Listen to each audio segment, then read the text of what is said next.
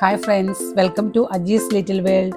ഇന്ന് ഞാൻ ഉണ്ടാക്കാൻ പോകുന്നത് മീൻ കറിയുടെ ടേസ്റ്റുള്ളൊരു വഴുതനങ്ങ കറിയാണ്. പാനിലേക്ക് വെളിച്ചെണ്ണ ഒഴിച്ചു കൊടുത്തു. ഇനി അതൊന്ന് ചൂടാവുമ്പോൾ ഇഞ്ചിയും വെളുത്തുള്ളിയും കൂടെ ചതച്ചത് ഇട്ട് കൊടുത്തിട്ടുണ്ട്. നന്നായിട്ടൊന്ന് വഴറ്റിയെടുക്കുക. ഇനി അതിലേക്ക് ഒരു 4 പച്ചമുളക് ചെറുതായി അരിഞ്ഞിട്ട് കൊടുക്കുന്നുണ്ട്. മീഡിയം സൈസ് സവാള സ്ലൈസ് ചെയ്ത് ഒരെണ്ണം കൂടെ ഇട്ട് കൊടുക്കുന്നുണ്ട്. ഇതിൻ്റെ കളറൊക്കെ ഒന്ന് മാറി വരുന്നത് വരെ ഒന്ന് വഴറ്റി കൊടുക്കുക. എല്ലാം കൂടെ നന്നായിട്ടൊന്ന് വഴന്ന് വരുമ്പോൾ നമുക്കിതിലേക്ക് കുറച്ച് കറിവേപ്പിലയും കൂടെ ആഡ് ചെയ്ത് കൊടുക്കാം.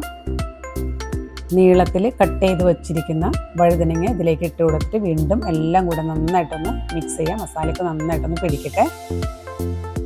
ഈ കറിയിലേക്ക് ആവശ്യമുള്ള ഉപ്പും കൂടെ ഇപ്പോൾ ചേർത്ത് കൊടുക്കുന്നുണ്ട്.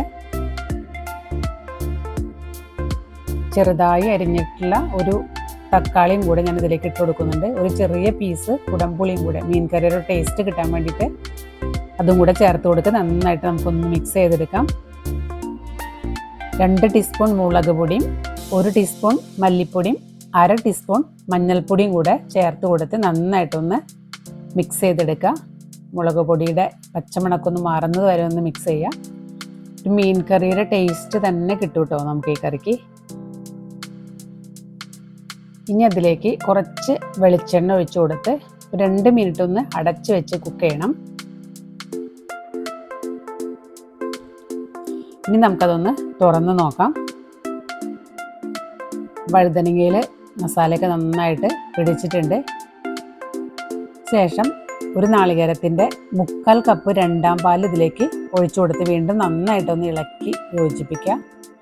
മീനൊക്കെ കിട്ടാതിരിക്കുന്ന സമയത്ത് നമുക്ക് ഇതുപോലെയുള്ള സൂത്രപ്പണികളൊക്കെ ചെയ്യാം കേട്ടോ.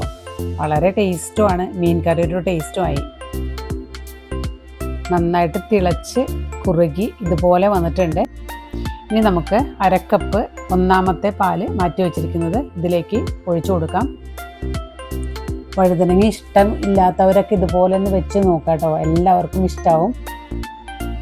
വളരെ ടേസ്റ്റായിട്ടുള്ളൊരു കറിയാണിത്.